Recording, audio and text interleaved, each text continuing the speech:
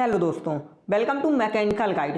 Friends, आज की video में हम बात करने वाले हैं प्रोडक्शन मैनेजमेंट की। दोस्त, प्रोडक्शन मैनेजमेंट में हम आपको बताने वाले हैं, जो आपका ये सीरीज़ हम लेकर आए थे एक क्लास सेमेस्टर पास की, तो उसी में हम आपको बताने वाले हैं प्रोडक्शन मैनेजमेंट पे आप कैसे पास हो सकते हैं और कौन कौन से आपके जो क्वेश्चन है बोर्ड एग्जाम में पूछे जाने वाले हैं, हम वही क्वेश्चन आपको इस वीडियो में बताने वाले हैं। तो उससे पहले अगर आपने चैनल को सब्सक्राइब नहीं किया तो चैनल को सब्सक्राइब कर दीजिए और बेल आइकन को प्रेस कर दीजिए, ताकि ऐसे ही आने वाली और भी सब्जेक्टों की जो वीडियोस हैं उसके नोटिफिकेशन लगातार आपको दोस्त मिलती रहें।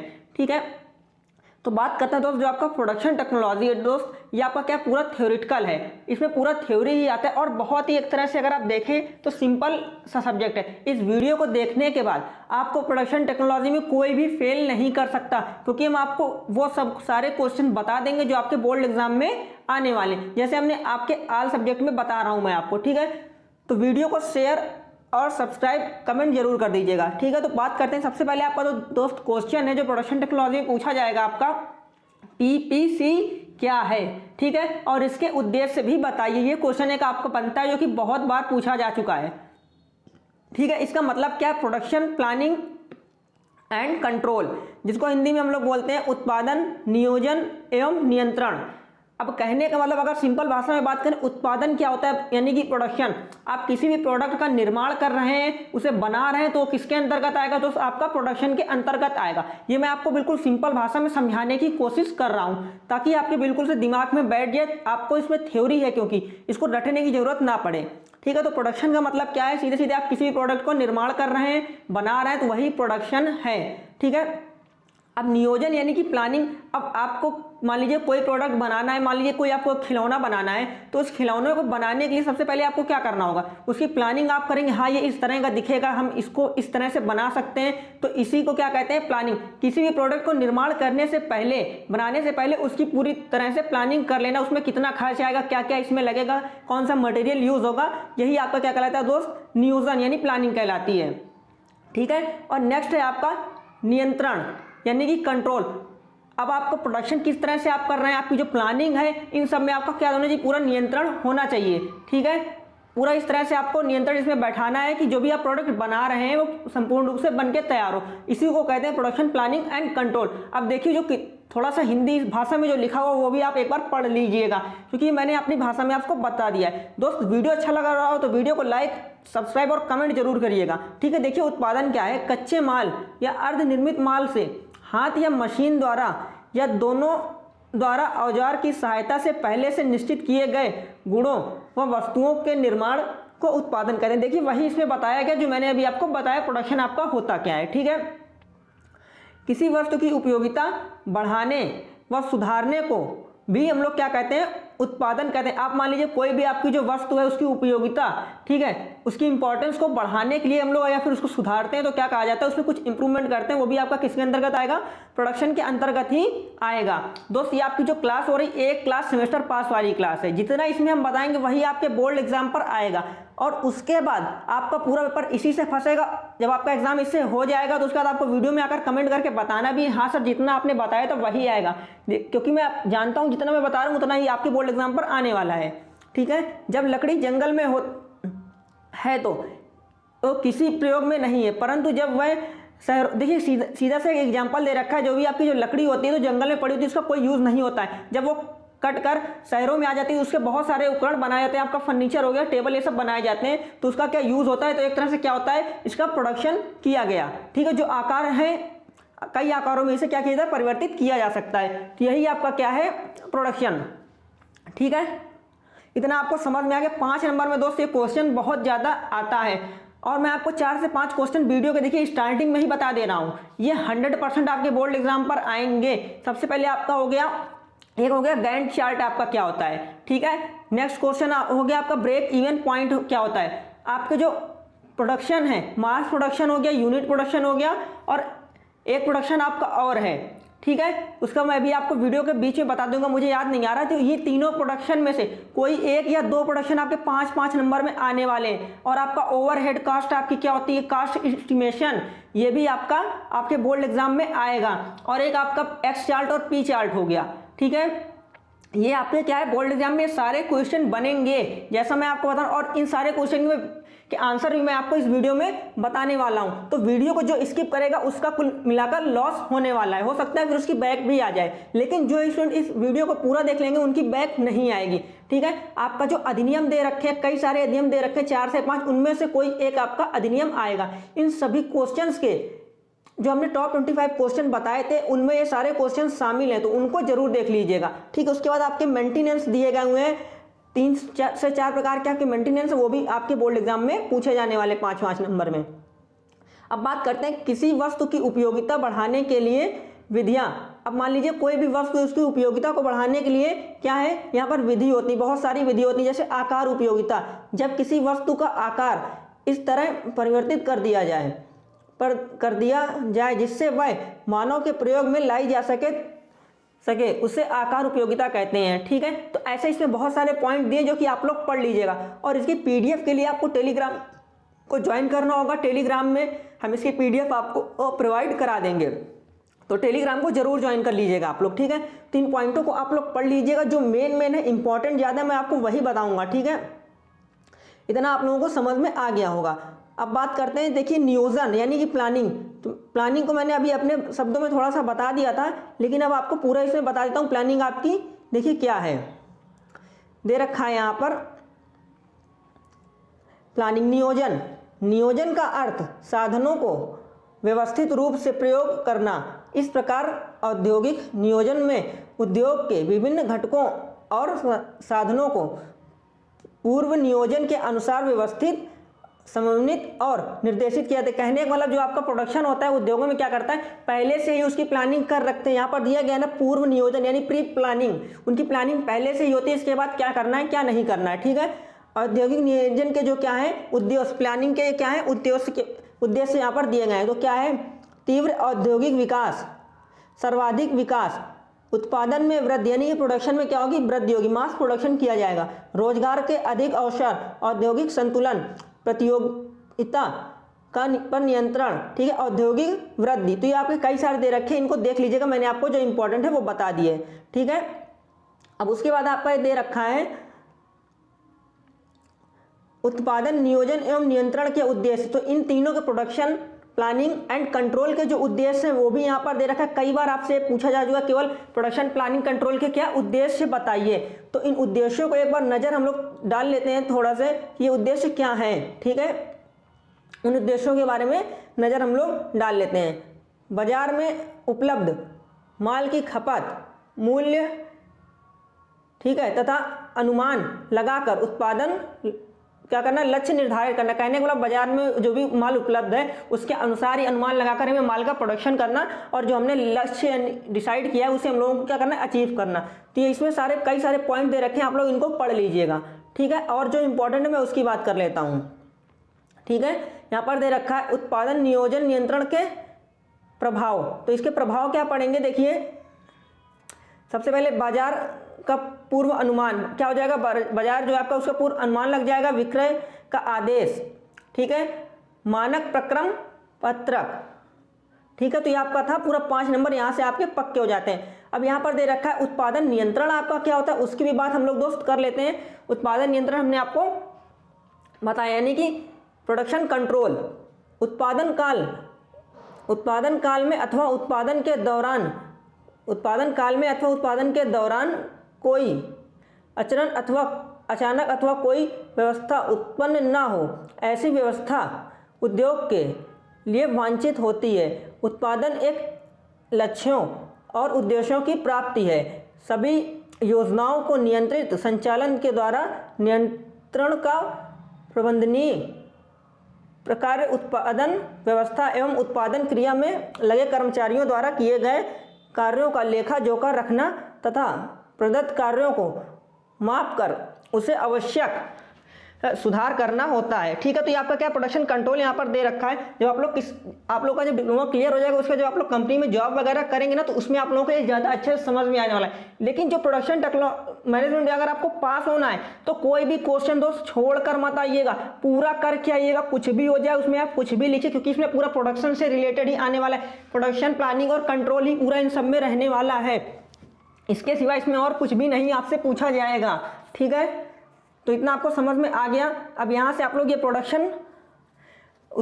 प्रोडक्शन प्लानिंग एवं कंट्रोल की डिफिनीशन दे रखी है, इसको आप लोग यहाँ से पढ़ लीजिएगा। देखिए मैं आपको बता दे रहा हूँ, उत्पादन नियोजन तथा नियंत्रण का मुख्य कार्य ऐसी दिशा निर्देश व सामंजस्य बनाना है जिससे वर्तमान भौतिक सुविधाओं के अनुसार कच्चे माल व अवगत सामग्रियों को उच्च दक्षता के साथ वस्तु की निर्धारित मात्रा यानी कि क्वालिटी के उत्पादन को प्राप्त किया जा सके। अब सबसे पहले देखिए, जो आपका प्रोडक्शन होता है उसके लिए क्या आवश्यकता होती है।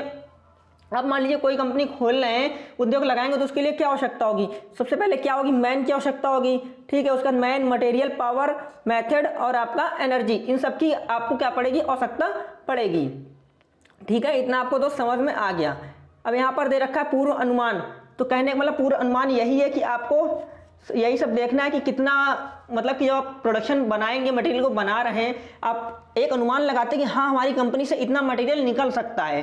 ठीक है, उसकी सबकी पूरी आपको क्या करना है, पूर्व अनुमान, पूर्व प्लानिंग करके रखना है। हाँ इतना ऑर्डर हमें उसको देना है, और हमेशा माल कब आपको मार्केट से परचेस करना है, जब मार्केट में मटेरियल जो सस्ता होगा तभी आपको परचेस करना है। यही सब के बारे में उसमें दे रखा है। ठीक है, उत्पाद परिकल्पना। ठीक है, तो ये भी आप लोग पढ़ लीजिएगा।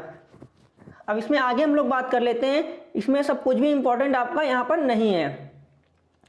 ठीक है, जो है मैं आपको बता दे रहा हूँ यहाँ पर, जो कि काफ़ी इंपॉर्टेंट हो जाता है। दोस्त अगर अभी तक आपने वीडियो को लाइक नहीं किया तो वीडियो को लाइक और चैनल को सब्सक्राइब जरूर कर दीजिएगा, ताकि ऐसे ही आने वाली जो और भी वीडियोस की नोटिफिकेशन है वो लगातार आपको मिलती रहे। अब आपका नेक्स्ट दोस्त यहाँ पर दिया गया है भार निर्धारण, यानी कि जो आपकी लोडिंग है, ये कई बार बोर्ड एग्जाम में आपके पूछी जा चुकी है। किसके साथ, जो आपका ये अनुसूची है, शेड्यूलिंग, इसके साथ पूछी जा चुकी है। दोनों एक साथ में पूछे जाते हैं और 2.5 नंबर के आते हैं जब भी आते हैं।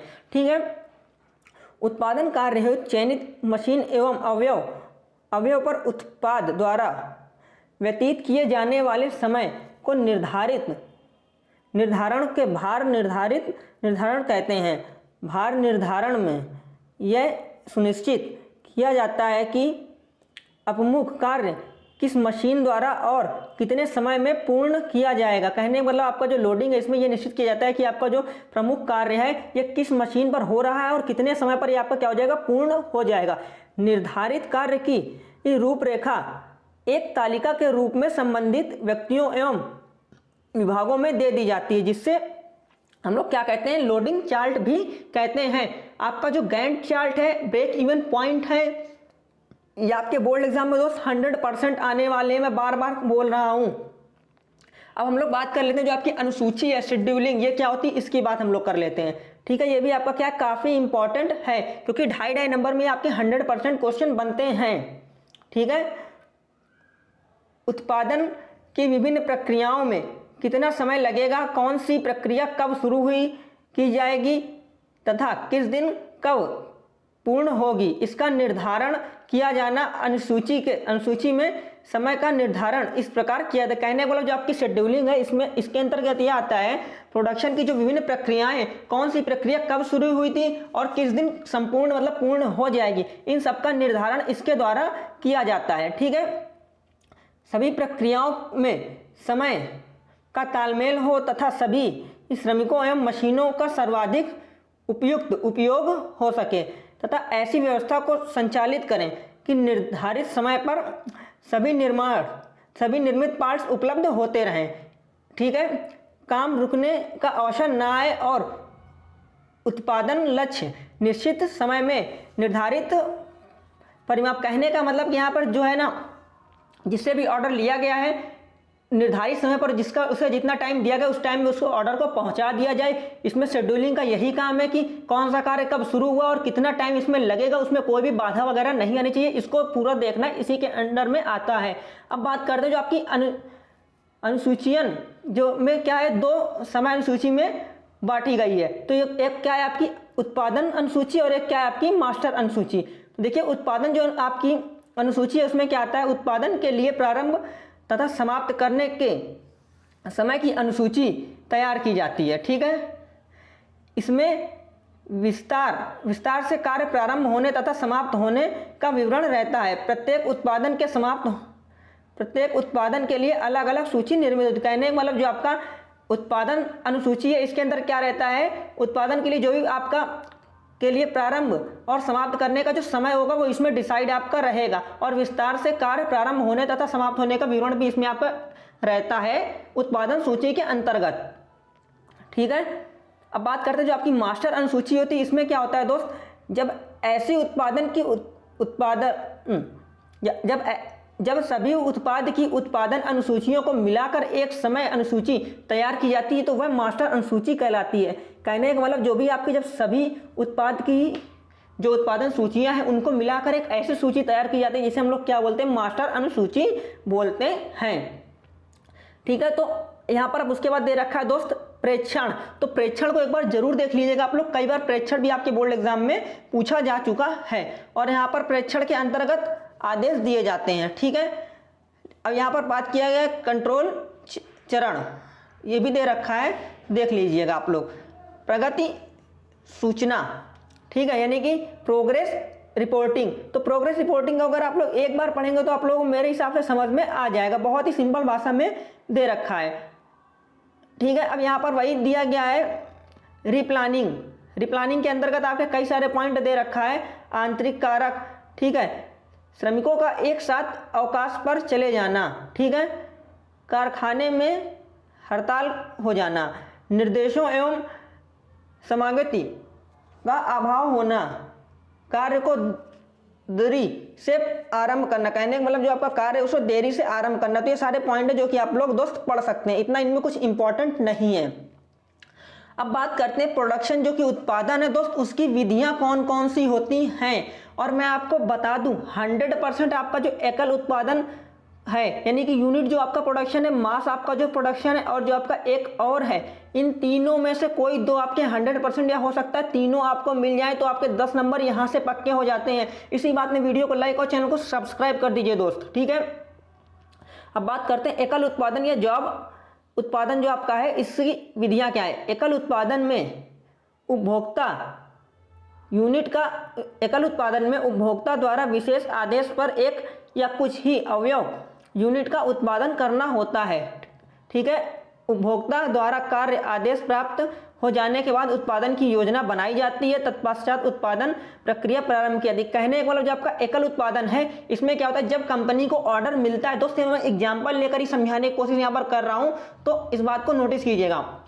मान लीजिए कोई कंपनी है, ठीक है, जब उससे दूसरी कंपनी से उसको ऑर्डर मिलेगा, हाँ हमें इतने प्रोडक्ट इसके चाहिए, ठीक है, तभी एकल प्रोडक्शन के अंतर्गत क्या होता है, कार्य को स्टार्ट किया जाता है। और जब उसका ऑर्डर पूरा हो जाता है उसके बाद क्या होता है, काम को फिर से बंद कर दिया जाता है। देखिए आगे इसमें वही बताया गया होगा, एक कार्य आदेश पूर्ण हो जाने के बाद ही दूसरा कार्य किया जाता है। जब उसका ऑर्डर कंप्लीट हो जाएगा तो उस कार्य को जब संपन्न हो जाएगा इसके बाद ही दूसरा कार्य उसमें किया जाएगा, लिया जाता है। ठीक है, जिस कारण कभी कभी श्रमिक एवं मशीनें खाली रहती हैं। इस पद्धति में कार्य करने वाले कर्मचारी दक्ष एवं कुशल होते हैं। ठीक है, तो आपको समझ में आ गया यूनिट प्रोडक्शन आपका क्या होता है। अब बात करते हैं एकल उत्पादन में जो आपके लक्षण हैं, तो ये आपको जब पूछा जाएगा यूनिट प्रोडक्शन क्या है तो इसके आपको इसमें लक्षण भी बताने और एडवांटेज भी आपको देने हैं। ठीक है, अब कहने को एग्जाम्पल के लिए क्या है, जैसे आपका टरबाइन है, ठीक है, वायुयान है, हवाई जहाज है, इन सब इसके अंतर्गत आते हैं। जब ऑर्डर मिलता है तभी बनाए जाते हैं, वरना इनका लगातार कंटिन्यू प्रोडक्शन नहीं चलता है। कहने का मतलब दोस्त ये है सिंपल सी भाषा में। एकल उत्पादन के लक्षण, उच्च विविधता एवं न्यूनतम मात्रा, सामान्य मशीनों और सुविधाओं का उपयोग, ठीक है, उच्च क्षमता उच्च दक्षता वाले श्रमिक ठीक है, विभिन्न प्रकार के कच्चे माल का भंडारण, उत्पादन समय से अधिकता, प्रत्येक कार्य का नियंत्रण, कम पूंजी की आवश्यकता, अधिक नियंत्रण की आवश्यकता। ठीक है, तो ये आपके क्या इसके लक्षण यहाँ पर दे रखे थे। अब बात करते हैं एकल उत्पादन के जो लाभ है, एडवांटेज हैं दोस्त, उनकी भी बात कर लेते हैं। सामान्य मशीनों के उपयोग होने के कारण विभिन्न तरह के उत्पादन बनाए जा सकते हैं। ठीक है, श्रमिकों एवं परिचालकों को सीखने से ज़्यादा प्राप्त होते हैं।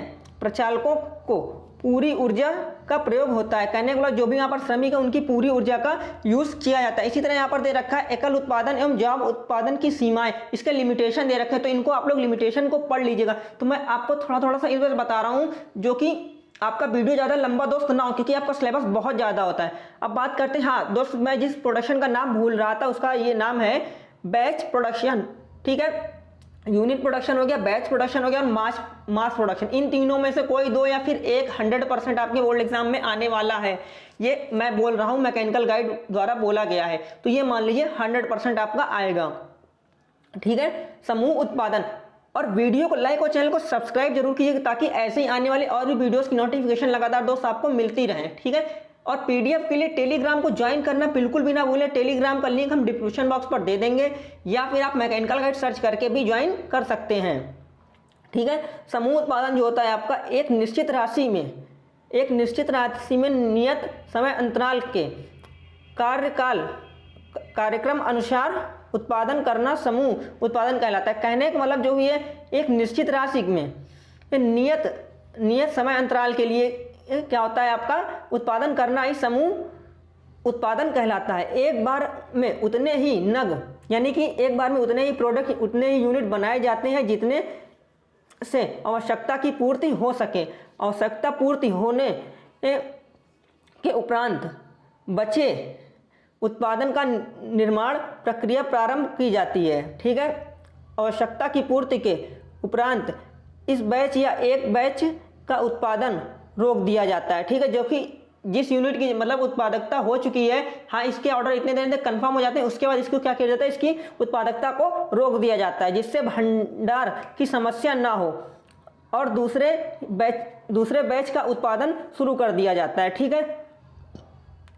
एक निश्चित समय अंतराल के बाद पुनः वर्तमान में चल रहे बैच का उत्पादन बंद कर पहले वाले बैच का उत्पादन आरंभ किया जाता है। यह प्रक्रिया क्रमानुसार चलती रहती है, ठीक है।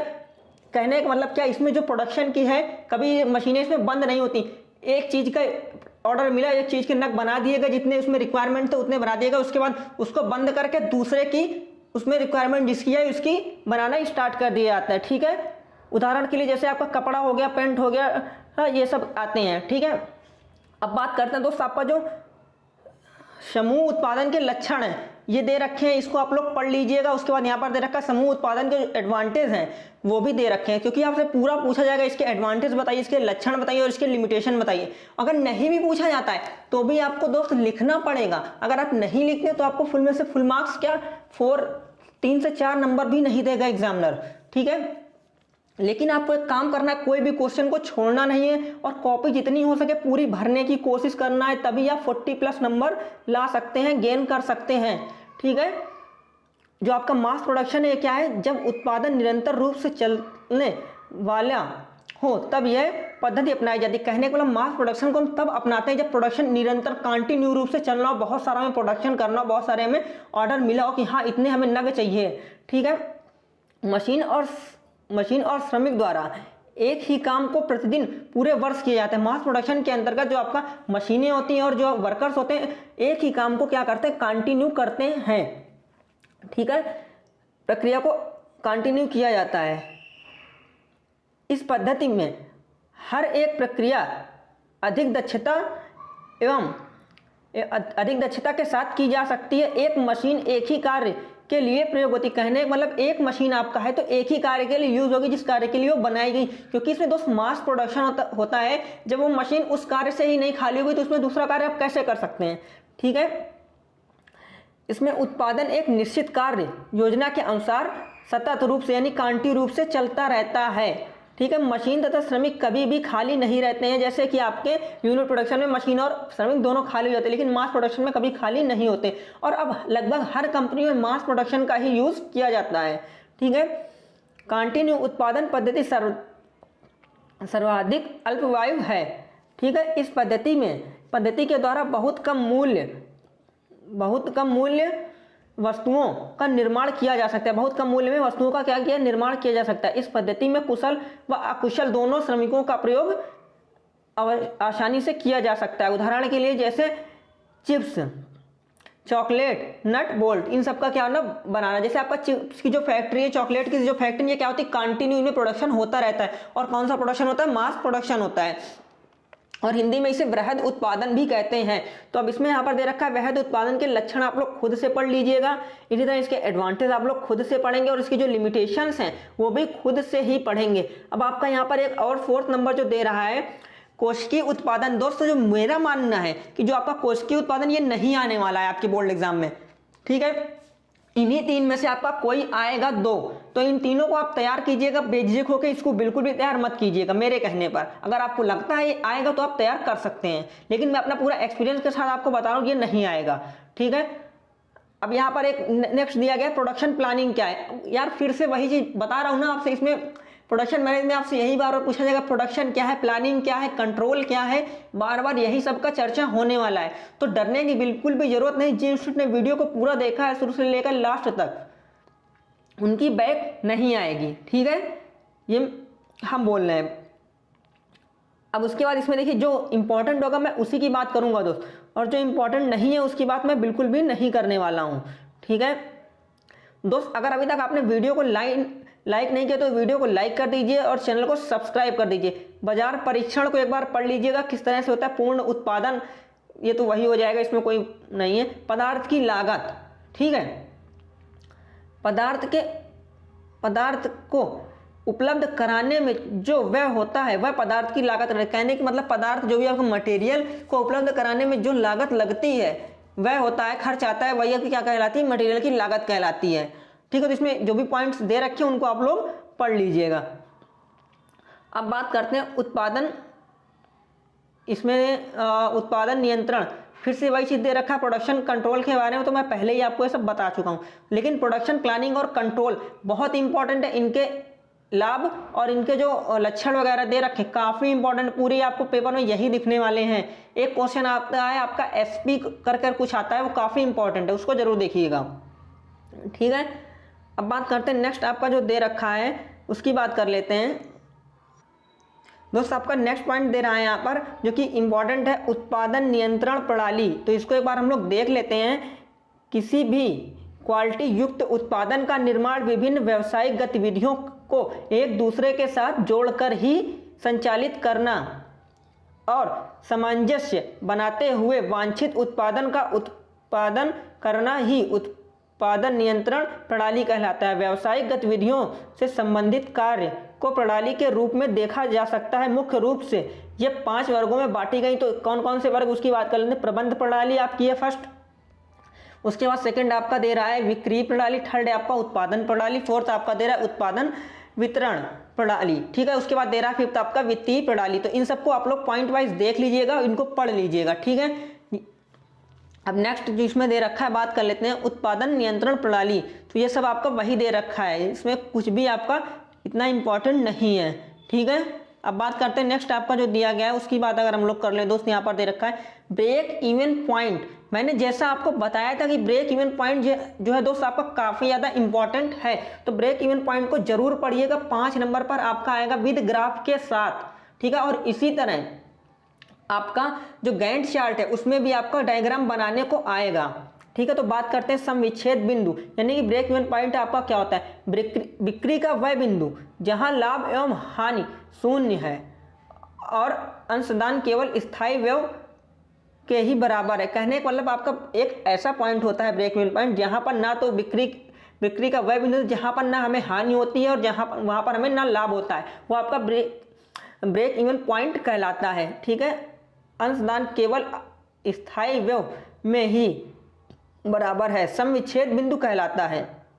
यदि वास्तविक में उत्पादन एवं विक्रय इस बिंदु से अधिक होता है तो संगठन को लाभ प्राप्त होगा। यदि विक्रय और उत्पादन इस बिंदु से कम होगा तो संगठन को हानि उठानी पड़ती है, ठीक है। तो इसलिए प्रत्येक संगठन को हानि से बचाने के लिए कम से कम समविच्छेद बिंदु तक उत्पादन करना चाहिए। यही आपका क्या कहलाता है दोस्त, ब्रेक इवन पॉइंट कहलाता है, ठीक है।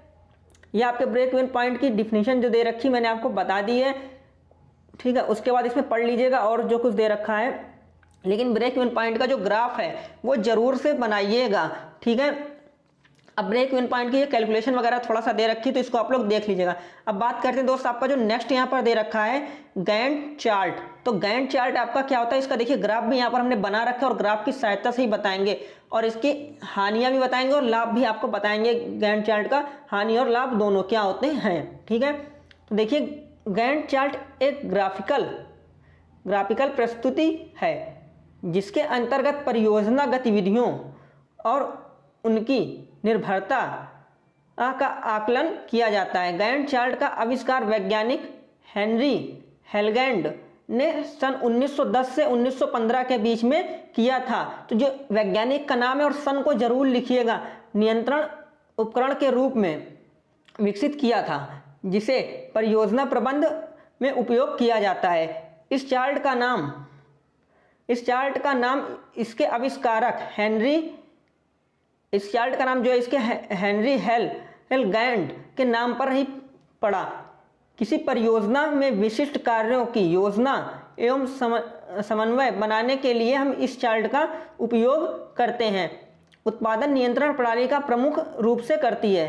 देखिए एक छोटा सा एग्जांपल, आपको बहुत सिंपल सा एग्जांपल दूंगा गैंट चार्ट का।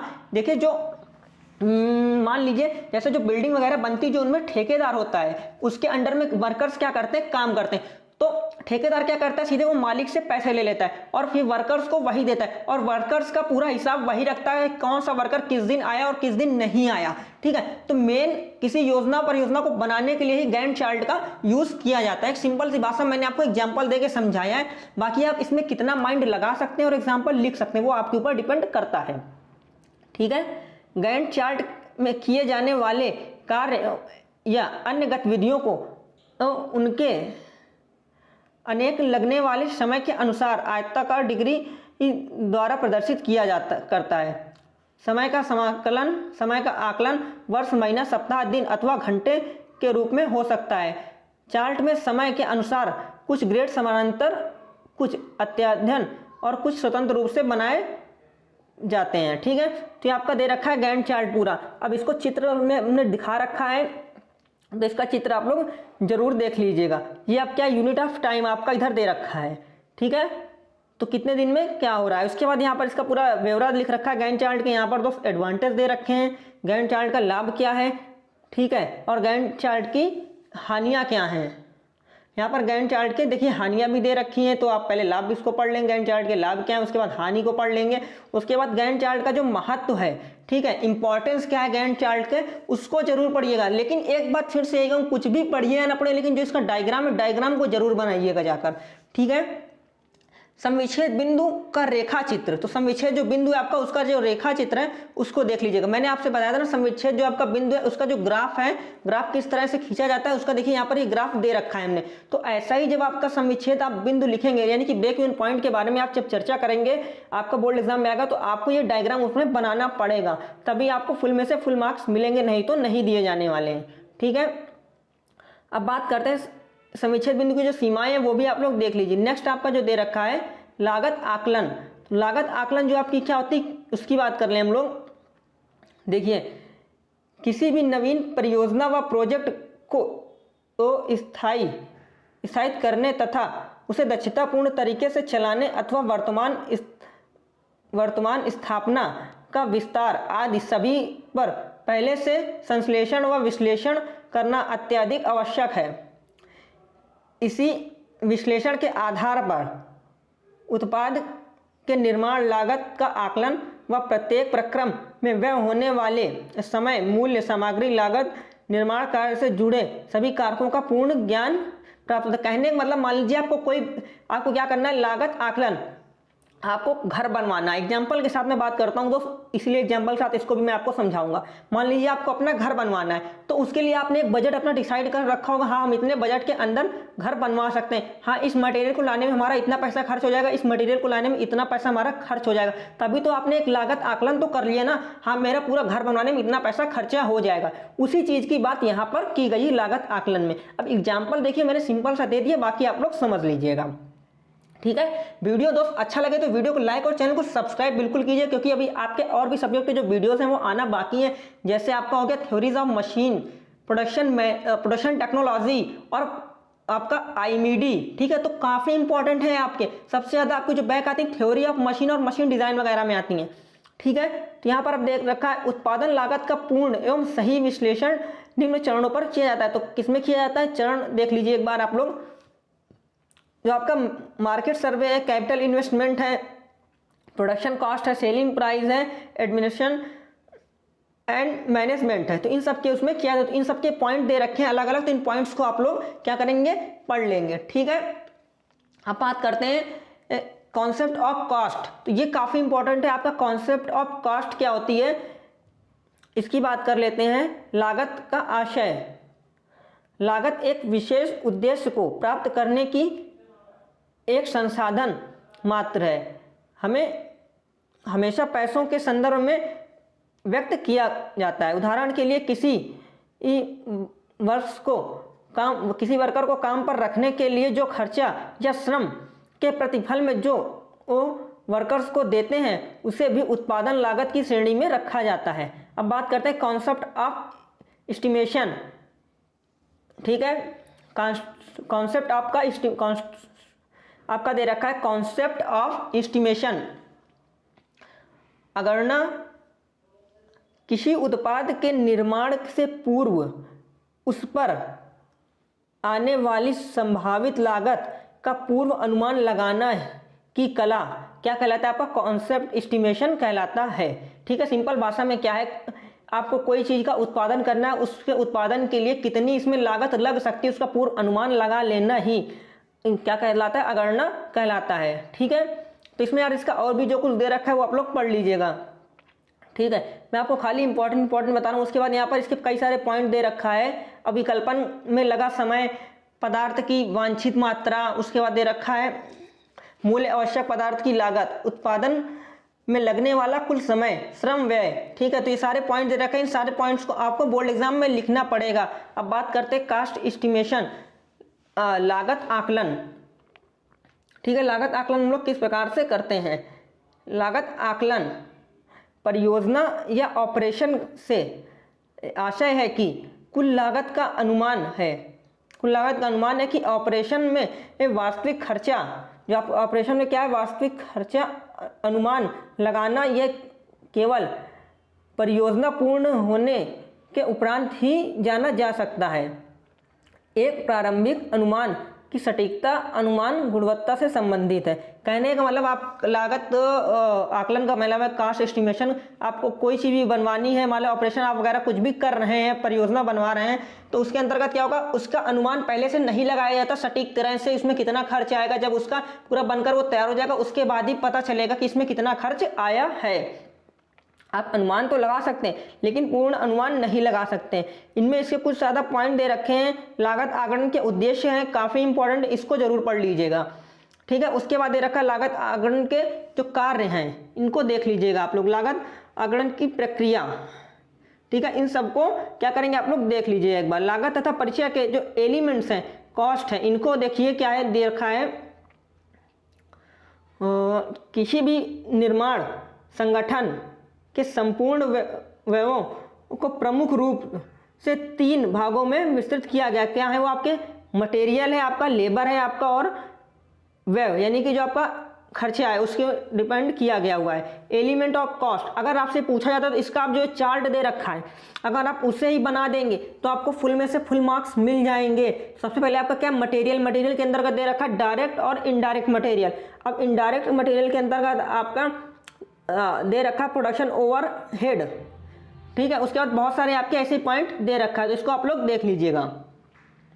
इतना आपको आप समझ में आ गया होगा। अब बात कर रखे हैं वही सारे इनमें पॉइंट दे रखा है। जैसे मटेरियल दिया था तो सामग्री के बारे में यहाँ पर अब आपको लिखना है कि मटेरियल होता क्या है। किसी वस्तु के निर्माण में जो भी सामग्री लगती है वही आपका मटेरियल कहलाता है एक तरह से। अब उसके बाद डायरेक्ट क्या होता है, इनडायरेक्ट मटेरियल, इन दोनों के बारे में इसमें चर्चा की गई है, ठीक है। तो इन सबको क्या करेंगे आप लोग देख लीजिएगा। अब श्रम में आता है, एक डायरेक्ट आता है, एक इनडायरेक्ट आता है, तो इन सब के बारे में भी दिया गया है, तो इनको भी आप लोग क्या करेंगे देख लेंगे। अब बात करते हैं जो आपका अपरिव्यय है यानी कि ओवरहेड एक्सपेंशन, इसकी बात कर लेते हैं। ओवरहेड आपका काफ़ी ज़्यादा इंपॉर्टेंट है। और जो आपका ओवरहेड है इसका जो क्लासिफिकेशन है वो बहुत बार आपके एग्जाम पर पूछा जाता है। कार्य के अनुसार वर्गीकरण, तत्व के अनुसार वर्गीकरण, व आचरण के अनुसार वर्गीकरण, नियंत्रण के अनुसार वर्गीकरण। तो कार्य के अनुसार जो वर्गीकरण होगा आपका क्या होगा, जो आपकी उत्पादन अपरिव्यय है, प्रशासक अपरिव्यय, वितरण अपरिव्यय, विक्रय अपरिव्यय, इन सब के दे रखा है। तो पॉइंट वाइज इनको आप लोग क्या करेंगे, पढ़ लेंगे। ठीक है, इसी तरह इसमें पूरा दे रखा है। इसकी पीडीएफ मैं आपको टेलीग्राम पर प्रोवाइड करा दूंगा, जहां से आप लोग बहुत ही आसानी से पढ़ सकते हैं और समझ भी सकते हैं। ठीक है, और जो दोस्त आपका पी चार्ट और एक्स चार्ट है काफ़ी ज़्यादा बोर्ड एग्जाम में पूछा जा चुका है। और आपका जो आईसो 9000 है, आईसो इसमें से दो आपका पूछा जाता है। कौन कौन से, आईएसओ 9000 या फिर आपसे क्या पूछा जाएगा, आईएसओ 14000, आईएसओ 1400। ठीक है, यही आपसे पूछा जाएगा, काफ़ी ज़्यादा इंपॉर्टेंट है। सिग्मा क्या है, इसके बारे में भी बोर्ड एग्जाम में कई बार पूछा जा चुका है। ठीक है, एलिमेंट्स का क्लासिफिकेशन, फंक्शन, इनके बारे में दे रखा है, ये सब आप लोग पढ़ लीजिएगा। ठीक है, काफ़ी इंपॉर्टेंट है ये सारे आपके पॉइंट्स। ठीक है, अब नेक्स्ट की बात हम लोग करते हैं, जो आपका दे रखा है मूल्यह्रास। 101% ये क्वेश्चन आपके बोर्ड एग्जाम में आएगा कि आपका मूल्यह्रास क्या होता है। तो बहुत अच्छे से इसको समझेंगे हम लोग। मशीन अथवा उपकरण के निरंतर प्रयोग से स्थायी सम्मति के मूल्य में जो क्रमिक कमी होती है उसे को मूल्यह्रास कहते हैं। मूल्यह्रास की प्रमुख कारण निम्न है: निरंतर प्रयोग के कारण होने वाली टूट फूट, नवीन अधिकारों के कारण पुरानी मशीनों का अप्रचलित हो जाना, समय का प्रभाव, समय समाप्त हो जाना, बाजार मूल्य में गिरावट, दुर्घटनाएं। अब मूल्यह्रास की जो गणना की विधियां हैं, 100% इसकी विधियां पूछी जाती हैं आपसे। दोस्त 9 तक इसकी जो विधियां दे रखी हैं ये बहुत इंपॉर्टेंट है। केवल 5 नंबर में आपकी 2 विधियां ही पूछ लेता कई बार। ये आप देख लीजिएगा, आपका 1 से लेकर 4 तक की वैसे विधियां आपको इसकी सारी पढ़नी है, क्या होती है पूंजी लागत वगैरह, कैपिटल कॉस्ट।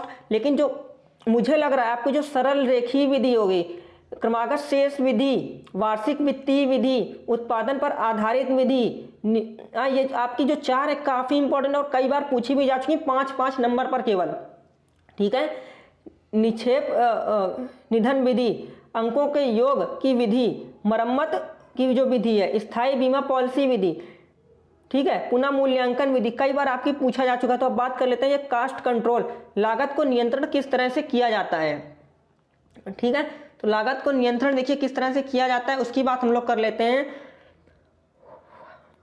लागत नियंत्रण एक ऐसी प्रक्रिया है जो प्रतिस्पर्धी विश्लेषण के माध्यम से कुल लागत को नियंत्रण करने पर केंद्रित है। यह एक अभ्यास है जो स्थापित मानदंडों के साथ वास्तविक लागत को बनाए रखने के लिए काम करता है। यह सुनिश्चित करता है कि एक ऑपरेशन पर वह होने वाली लागत पूर्व निर्धारित लागत से आगे नहीं आनी चाहिए। ठीक है, लागत नियंत्रण एक तकनीकी है जो प्रबंधक को आवश्यक जानकारी प्रदान करती है कि वास्तविक लागत की जो है वो पहले वाली जो लागत लग चुकी है उससे क्या आनी चाहिए, कम आनी चाहिए। ठीक है, और इसके बाद इसमें दे रखा है आपकी लागत नियंत्रण के उद्देश्य दे रखा है। तो लागत नियंत्रण के जो उद्देश्य इनको पढ़ लीजिएगा। उसके बाद दे रखा है यहाँ पर दोस्त पूंजी लागत, कैपिटल कॉस्ट, ये सारे इसमें पॉइंट वाइज दे रखे हैं, तो इसको आप लोग पढ़ लीजिएगा। उसके बाद दे रखा है यहाँ पर और भी जो इंपॉर्टेंट है हम उसकी बात कर लेते हैं दोस्त। लेकिन अभी तक अगर आपने वीडियो को लाइक और चैनल को सब्सक्राइब नहीं किया तो कर लीजिए, क्योंकि आपका जो थ्योरीज ऑफ मशीन का जो वीडियोस आएगा, जितने क्वेश्चन हम आपको बताएंगे और आईएमडी का प्रोडक्शन टेक्नोलॉजी का वही सारा पेपर आपके बोर्ड एग्जाम में आने वाला है। तो वीडियो को लाइक और चैनल को सब्सक्राइब करना तो यार बनता है ना। ठीक है, अब बात करते हैं नेक्स्ट, आपको जो पॉइंट इसमें दे रखे हैं और भी जो इसमें कई सारे पॉइंट हैं उनकी बात कर लेते हैं। मरम्मत और अनुरक्षण। ठीक है, मरम्मत और अनुरक्षण की हम लोग बात करें, ये आपका क्या होता है। इसमें आपका जो मेंटेनेंस है, 3 से 4 मेंटेनेंस हम आपको जो बताएंगे, 2 से 3 वही आपके बोर्ड एग्जाम पे आने वाले हैं और 5-5 नंबर में आते हैं। मशीन और उपकरण को लगाने मशीन और जो आपका उपकरण होता है ठीक, उसको लगाने के बाद उन पर कार्य करते करते छोटी बड़ी टूट फूट होती है। इनको सही से चलाने के लिए हम इनकी मरम्मत करनी पड़ती। कहने का मतलब आपका कोई भी एलिमेंट्स वगैरह लगा है, मशीन है, उपकरण, उनको जब कंटिन्यूस रूप से चलते रहते हैं तो उनमें छोटी मोटी टूट फूट होती रहती है। जब नई है तो कोई बात नहीं, जब काफ़ी टाइम में पुरानी होती है टूट फूट होती रहती है। उन्हीं की मरम्मत के लिए हम लोग क्या करते हैं, मेंटेनेंस करते हैं। क्योंकि यदि मरम्मत नहीं होगी तो इन मशीनों व उपकरण पर मशीन की क्षमता या दक्षता में क्या आ जाएगी, कमी आ जाती है, जिसको पुनः पहले जैसा बनाने के लिए हमें इनकी मरम्मत व अनुरक्षण यानी मेंटेनेंस करना अति आवश्यक है। कभी कभी कुछ टूट फूट, खराब कच्चे माल या वर्कर को ध्यान से काम न करने के कारण होती रहती है, जिससे मशीनों की कार्यदक्षता कम आती है। ठीक है, कमी आती है, जिससे मशीनों के जीवन काल पर भी बुरा प्रभाव पड़ता है। अगर मशीनों का जो मेंटेनेंस समय समय पर नहीं होगा तो उनके जो जीवन काल यानी कि उनके जो मशीनों की लाइफ है तो उसमें आपका क्या होता है, बुरा प्रभाव पड़ता है। ठीक है, कभी कभी कुछ मशीनों या उपकरणों के लगातार समय तक प्रयोग न करने से भी उन पर कुछ दोष उत्पन्न हो जाते हैं, जिसको काम करने के लिए हमेशा मशीन व उपकरणों को समय समय पर मरम्मत एवं अनुरक्षण करते रहना चाहिए। यही जरूरी नहीं है कि दोष केवल चालू अवस्था में उत्पन्न हो। कहने का मतलब जो मशीनें आपकी बंद रखी हैं, ठीक है, उनको भी समय समय पर हमें उनको मरम्मत करते रहना चाहिए। ऐसा नहीं कि जो मशीन कंटिन्यूस चली रही केवल उनमें ही प्रॉब्लम आएगी, ऐसा संभव नहीं है। यही आपका अनुरक्षण और मेंटेनेंस इसमें दिया गया है। अब बात करते हैं अनुरक्षण का जो सिद्धांत है, प्रिंसिपल, ठीक है, प्रिंसिपल ऑफ मेंटेनेंस। तो इसको आप लोग देख लीजिएगा, इसमें ज़्यादा कुछ है नहीं, लेकिन जो इसके ऑब्जेक्टिव्स हैं, मेंटेनेंस के जो उद्देश्य हैं, ये काफ़ी ज़्यादा इंपॉर्टेंट हैं। ठीक है, तो इसको देख लेते हैं एक बार हम लोग। उपकरण या बुनियादी ढांचे को विश्वसनीयता का अनुकूल करना, ठीक है, परिचालन सुरक्षा में सुधार करना, पर्यावरण सुरक्षा सुनिश्चित करना, तैयार उत्पाद की क्वालिटी को योगदान करना, ठीक है, घिसाव और टूट फूट की दर को कम करने की पूंजित लागत में जीवन में लंबा रखना। ठीक है, तो यही सारे इसके ऑब्जेक्टिव्स दे रखे हैं यहाँ पर, तो इनको आप लोग पढ़ लीजिएगा। अब अनुरक्षण का जो कार्य है, इसके फंक्शंस हैं, इसके बारे में भी यहाँ पर दे रखा है और कई बार पूछा भी जा चुका है। ठीक है, मरम्मत तथा अनुरक्षण का संगठन, आपका यहाँ पर अनुरक्षण दे रखा है और यहाँ पर मरम्मत दे रखा है, तो इसको आप लोग देख लीजिएगा। दोस्त, अगर वीडियो अच्छा लग रहा हो तो वीडियो को लाइक और चैनल को सब्सक्राइब जरूर कीजिएगा। अनुरक्षण विभाग के कार्य भी दे रखे हैं। अनुरक्षण का दायित्व क्या होता है, संगठन, कार्य की कल्पना तथा नियंत्रण, कार्य करने की विधि। अब इसमें जो इम्पोर्टेंट है आपका जो दे रखा है उसकी बात हम लोग कर लेते हैं। नेक्स्ट आपका जो यहाँ पर दिया गया मेंटेनेंस के बारे में पूछेंगे। अनुरक्षण के जो प्रकार हैं ये आपके बहुत इंपॉर्टेंट है और बोर्ड एग्जाम में 15 नंबर के, लगभग 15 से 10 नंबर के आपके आने वाले हैं। ठीक है, अनुरक्षण के मुख्य रूप से 2 वर्गों में इसे बांटा गया हुआ है। ठीक है, क्या इसे मेंटेनेंस को 2 वर्गों में बांटा गया है, प्लांट मेंटेनेंस, अनप्लान्ड मेंटेनेंस। ठीक है, और उसके बाद इसमें अंदर दे रखा है प्रोडक्टिव मेंटेनेंस, बहुत सारे आपके दे रखता है। ठीक है, मेंटेनेंस वगैरह दे रखे हैं, तो इसका देख लीजिएगा आप लोग। मैं आपको बता देता हूँ निवारक अनुरक्षण, प्रोटेक्टिव मेंटेनेंस के कार्य। अब ये देखिए यहाँ पर प्लांट मेंटेनेंस आपका क्या होता है, जो पहले से प्लान किया गया कि हाँ इस टाइम के बाद हमें, ये 10 दिन के बाद इस मशीन का हमें मेंटेनेंस करना है, जाकर इसको चेक करना है इसमें कोई प्रॉब्लम तो नहीं आई है। ठीक है, कहने का मतलब देखिए वही होगा, मशीन की वास्तविक विफलता से पहले नियोजित रख रखाव किया जाता है। ठीक है, योजनाबद्ध अनुरक्षण में हम किसी भी मशीन की विफलता एवं उसके बाद में नुकसान से बचने के लिए करते। कहने मतलब जो आपका प्लांट मेंटेनेंस होता है, ये किसी भी मशीन की क्या है, उसमें कोई भी टूट फूट होने से पहले उसका हम लोग मेंटेनेंस करते हैं। ठीक है, अब आपका बात करते हैं प्रिवेंटिव मेंटेनेंस। ठीक है, इसकी बात कर लेते हैं। सेकेंड वाला आपका दे रखा है, प्राचीन धारणा यह थी कि मशीनों को जब तक चलाया जाए जब तक कि ये स्वयं काम करते करते खराब ना हो जाए कि ये, ठीक है, पहले का मतलब ये था कि जब तक मशीनें काम कर रही हैं तब तक इनको चलाया जाए, ना तो इनका कोई मेंटेनेंस किया जाए, ना भी इनका कुछ किया जाए।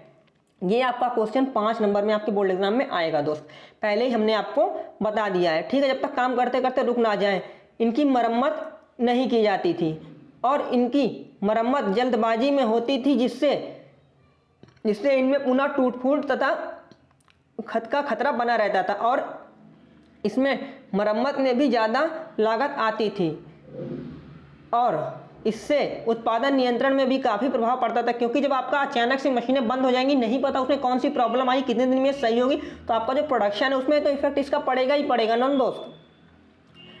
इन रुकावट को कम करने के लिए योजनाबद्ध तथा निवारक अनुरक्षण की व्यवस्था की गई। ठीक है, अब आपका आता है शेड्यूल। अनुसूचित, नियोजित व निवारक अनुरक्षण प्रणाली ब्रेकडाउन की समस्याओं को कम करने के लिए कोशिश करता है। अब यहाँ पर आपका दोस्त दे रखा है निवारक मेंटेनेंस के उद्देश्य। तो आपका निवारक मेंटेनेंस, इसको हिंदी में निवारक मेंटेनेंस बोलते हैं, इसके जो उद्देश्य हैं इसको आप लोग पढ़ लीजिएगा निवारक मेंटेनेंस के। और निवारक मेंटेनेंस का जो अनुरक्षण है, इसके जो कार्य हैं इसको देख लीजिएगा और इसके एडवांटेज दे रखा है। अब नेक्स्ट है आपका जो दे रखा है ब्रेक डाउन मेंटेनेंस। ठीक है, तो ब्रेक डाउन आपका मेंटेनेंस 100% बोर्ड एग्जाम में आपके आने वाला है, इसकी बात हम लोग कर लेते हैं। लेकिन दोस्त वीडियो को लाइक और चैनल को सब्सक्राइब अगर अभी तक आपने नहीं किया तो वीडियो को लाइक और चैनल को सब्सक्राइब जरूर कीजिए, क्योंकि आने वाली वीडियोस की नोटिफिकेशन लगातार आपको मिलती रहे। दोस्त हम आप लोगों के लिए तो ये वीडियो बनाकर समझा रहे हैं ताकि आप लोगों को जो एग्जाम वो अच्छे से जा सकें। ठीक है, और टेलीग्राम को ज्वाइन कर लीजिएगा इसकी PDF के लिए। अब बात करते हैं ब्रेक डाउन मेंटेनेंस आपका क्या होता है। ब्रेक डाउन मेंटेनेंस किसी उत्पाद के भाग पर किया जाने वाला अनुरक्षण है जो टूट गया है, खराब है तथा दोषपूर्ण है अथवा असंचालित नहीं किया जा सकता। ब्रेकडाउन अनुरक्षण का लक्ष्य ऐसी चीज़ों को ठीक करना है जो खराब हो गई हैं। ऐसे अनुरक्षण कार्य को आकस्मिक रूप से करने पड़ते हैं। शेड्यूल पर इनकी कोई व्यवस्था नहीं होती है, ये अचानक करने पड़ते हैं और ये तब होते हैं जब उत्पादन में कोई समस्या नहीं होती है। ब्रेकडाउन अनुरक्षण कहलाता है। ठीक है, तो ब्रेकडाउन अनुरक्षण के जो एडवांटेज है, लाभ है, वो क्या उसकी बात हम लोग कर लेते हैं। न्यूनतम योजना की आवश्यकता होती है, प्रक्रिया बहुत आपका क्या होती है, सरल है, इसलिए इसे समझना आसान होता है। न्यूनतम स्टार्ट अप लागत की आवश्यकता होती है। अब इसकी जो हानियां हैं, प्लांट में गिरावट तेजी से आ जाती है। ब्रेकडाउन की कोई रणनीति नहीं होती है, ये कारण ब्रेकडाउन उनके मालूम कारण का पता लगाना मुश्किल होता है। दुर्घटनाओं और जो आपकी दुर्घटनाओं की संभावनाएं बढ़ जाती हैं। यह बहुत ही महंगा हो सकता है क्योंकि पता नहीं होता हमें क्या खराब हुआ है क्या नहीं, अचानक से खराब हो जाता है। ठीक है, अब आपका बचा है प्रोडक्टिव मेंटेनेंस, जो कि काफ़ी इंपॉर्टेंट है। मैंने आपको बताना आपके 4 मेंटेनेंस है, आपका प्लांट मेंटेनेंस, प्रोटेक्टिव मेंटेनेंस एक है आपका जिसे हम लोग निवारक मेंटेनेंस नाम से जानते हैं, और आपका ब्रेक डाउन मेंटेनेंस, और एक आपका प्रोडक्टिव मेंटेनेंस जिसे हम लोग प्रोडक्टिव मेंटेनेंस के नाम से जानते हैं। तो ये आपका मेंटेनेंस काफ़ी इंपॉर्टेंट है। तो इन्हीं 4 में से कोई आपके 2 बोर्ड एग्जाम में आने वाले हैं। पूर्व अनुमानी अनुरक्षण एक मशीन के घटक के भविष्य की विफलता बिंदु की भविष्यवाणी करने के एक तकनीकी है, ताकि विफल होने से पहले एक योजना के आधार पर घटक को प्रतिस्थापित किया जा सके। इस प्रकार उपकरण डाउन टाइम को कम किया जा सकता है और घटक जीवन काल अधिकतम हो जाता है। पूर्व अनुमानी अनुरक्षण का अर्थ है कि विफलता होने से पहले इन विफलताओं के मूल्य कारणों को पहचानना। ठीक है, जो आपका प्रोडक्टिव मेंटेनेंस, इसका मतलब क्या है? पूर्व अनुमानी जो आपका अनुरक्षण का यही अर्थ है कि विफलता होने से पहले इन विफलताओं के कारणों को पहचान कर इनको समाप्त करना या दूर करना। परिणाम फलस्वरूप ही उपकरण का व्यापक नुकसान होता है। ठीक है, ये आपको समझ में आ गया। इसके जो एडवांटेज दे रखे हैं उसकी बात हम लोग कर लेते हैं। एडवांटेज इसके दे रखे हैं, इसमें अनुरक्षण लागत में कमी आती है, मशीन की विफलता में कमी आती है। ठीक है, स्पेयर पार्ट्स का कम स्टॉक रखना पड़ता है, उत्पादन में वृद्धि होती है, मरम्मत के लिए कम डाउन टाइम की आवश्यकता होती है, क्योंकि मरम्मत के लिए कम डाउन की आवश्यकता होती है। भागों की जीवन में वृद्धि होती है, मरम्मत का उत्पादन घंटों में वृद्धि होती है। अब इसके जो हानि दे रखा है दोस्त उसकी बात हम लोग कर लेते हैं। डेटा की गलत व्याख्या की जा सकती है, जिससे लागत अनुरक्षण में अनुरोध को कर सकते हैं। ठीक है, उन्नत डेटा एनालिटिक्स के साथ तैनाती और काम करने के लिए प्रशिक्षण की आवश्यकता होती है। तो दोस्त आपका यही था पूरा प्रोडक्शन मैनेजमेंट के इंपॉर्टेंट क्वेश्चन जो मैंने आपको बताए। ठीक है, वीडियो अच्छा लगा तो वीडियो को लाइक और चैनल को सब्सक्राइब जरूर कीजिएगा। लेकिन अभी भी मैं आपको बता रहा हूँ, आपका जो पी चार्ट है, जो एक्स चार्ट है, इनको पढ़ना बिल्कुल ना भूलिएगा। ठीक है, और जो आपका ओवरहेड कॉस्ट है ISO 9000 और ISO 1400, और आपका जो अधिनियम है, आपके उसमें अधिनियम 4 से 5 अधिनियम दे रखे हैं। कौन कौन से आपका है? फैक्ट्री एक्ट है 1948 है, वर्कमैन आपका है एक 1923 है वर्कमैन जो आपका एक्ट है 1923, और उसके बाद आपका है ऐसे ही आपका वाटर पॉल्यूशन कंट्रोल एक्ट 1974। ठीक है, तो इनको पढ़ना बिल्कुल ना भूलिएगा, इनमें से कोई आपका क्वेश्चन 100% बोर्ड एग्जाम में आने वाला है। तो वीडियो को लाइक और चैनल को सब्सक्राइब जरूर कीजिएगा। इसकी PDF के लिए आप हमारे टेलीग्राम से जुड़ जाइए, उसका लिंक आपको हम डिस्क्रिप्शन बॉक्स पर प्रोवाइड करा देंगे। मिलते हैं दोस्त नेक्स्ट वीडियो पर।